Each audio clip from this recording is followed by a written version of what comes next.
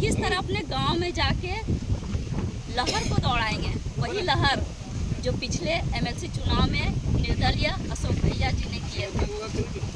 आज वही लहर दोबारा लहरा देना है। जिस तरह ये हवा चल रही है ना, कहते हैं आम के पेड़ में छांव मिलती है, हमें तो आज बबूल के पेड़ के नीचे भी छांव मिल रही है।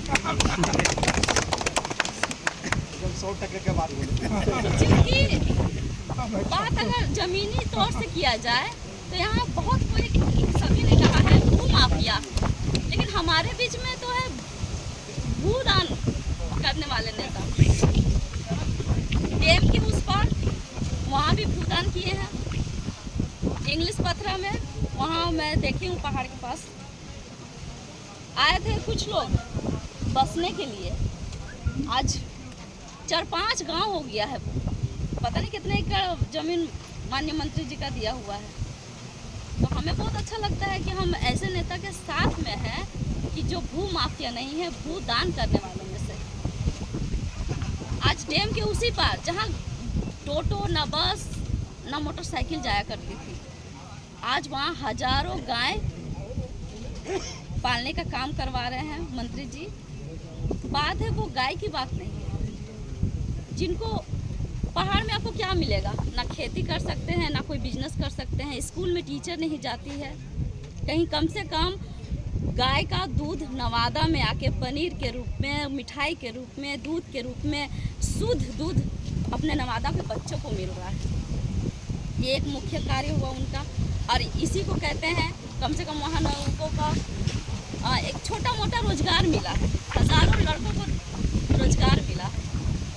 और मैं कहना चाहूँगी कि इस जिले में जमीनी से जुड़ी हुई या फिर आपातकाल जैसे कोरोना टाइम में हुआ, माननीय विधायिका नवादा, उन्होंने 1 करोड़ से ज़्यादा सरकार को देने का काम किए। माननीय एमएलसी साहब आपके बीच में सदर में सिटी स्कैन लाने का काम किए। माननीय विनोद सर भी अगर आ गए तो कॉलेज भी आ जाएगा। मैं कहना चाहती हूँ आप सभी से कि जैसे अब हम सर, आपका नाम हम भूल रहे हैं, आपने बताया कि आप 80 वर्ष के हैं। जी सर। हम कहना चाहते हैं लालू पीढ़ी, तेजस्वी पीढ़ी सिर्फ 2 पीढ़ी है, लेकिन हमारे नवादा जिला में बाप है, दादा है, पोता है, 3 पीढ़ी है माननीय विनोद जी के साथ।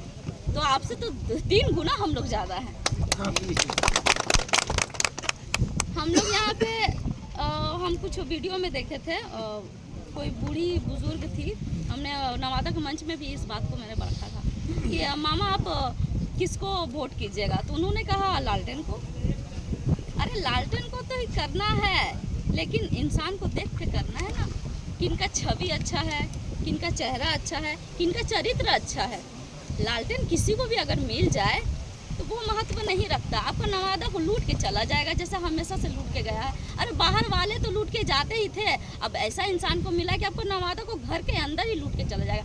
क्या घर की लंका, घर की बेटी लंका है। ठीक इसी तरह का नुकसान हम लोगों को नवादा को होने वाला है। बस इस नुकसान से बचना है हम लोगों को, क्योंकि इन 3 वर्षों में नवादा में कोई भी ऐसा गांव नहीं रहा हो जहां पे विनोद जी, हम लोग सारे टीम मिलके उस गांव में नहीं गए हों। हम आज महादलित का बात करते हैं, 2016 से लेकर 2021 तक इस 10 वर्षों में माननीय मंत्री जी का साथ रहा कि वो महादलित को चेयरमैन पद पे रखा है उन्होंने। हम महादलित का बात इसलिए कर रहे हैं कि आज नवादा प्रमुख महादलित थी, उसको हटा के कुशवाहा को बनाया गया है। क्यों? आप लोग को दलित क्या उसको आप लोग को दलित शोभा नहीं देता क्या? कोई कुर्सी में बैठा हुआ है तो अगर आपको हटाना ही था राजवंशी को, तो आपका अपने ही किसी राजवंशी को फिर दोबारा बैठाते। आपका तो जीता हुआ कोई तो होगा राजवंशी प्रमुख नवादा में, आप अपने उन्हीं को किसी को बैठाते, लेकिन नहीं, राजवंशी को देखना मंजूर नहीं नवादा में किसी को। बस एकमात्र राजवल्लभ प्रसाद ही ऐसा है कि पिछड़ा, अति पिछड़ा, दलित, महादलित, मुसलमान भाई, जादा भाई सब मिल के हम लोग इकट्ठे सारे जाति एक गुच्छा हो के उनके साथ है, और यही गुच्छा मजबूत करेगी। हाथों को मजबूत बनाना है अगर अपने नवादा को, विकास को आगे बढ़ाना है। तो यहाँ पे हम लोग सब, अभी भी मैंने कहा है कि यहाँ हम लोग वोट मांगने नहीं आए हैं, यहाँ हम आपको समझाने आए हैं, कुछ आप हमें समझाइए, और हम लोग अपने गांव में जाके इस तरह फैल जाएंगे जैसे कि अब 2 लोगों ने कहा है तार की बिजली जैसा फैल जाना है। और तार की बिजली जैसा भी फैलेंगे, आंधी तूफान के जैसा फैलेंगे, गर्मी का लहर जैसा फैलेंगे। मतलब हर कोशिश को पार कर देना है इस चुनाव में। हम लोग को पूरा एकजुट अगर ताकत नहीं दिखाएंगे ना, तो ये लास्ट है अपने आप को साबित करने के लिए कि हम लोगों का भी अस्तित्व है इस जिला में। अगर हम लोग अपना अस्तित्व नहीं दिखाएंगे, क्या हम लोग का अस्तित्व लालटेन छापी तक है? क्यों ना उसको और आगे करके हम लोग को दिखाना है कि नहीं, अगर लालटेन छाप हो तब भी सही, ना हो तो अब भी सही। हम लोग हर हाल में एक टीम बन के उनके साथ है, रहेंगे, चाहे जो भी नतीजा सामने आए। क्योंकि सही कहा है, अगर हमारे घर में आग लगेगी तो ना तेजस्वी आएगा ना लालू आएंगे, बस आएंगे तो इनके परिवार आएंगे। बस इसी चंदवानी से अपने बातों को विराम करती हूँ।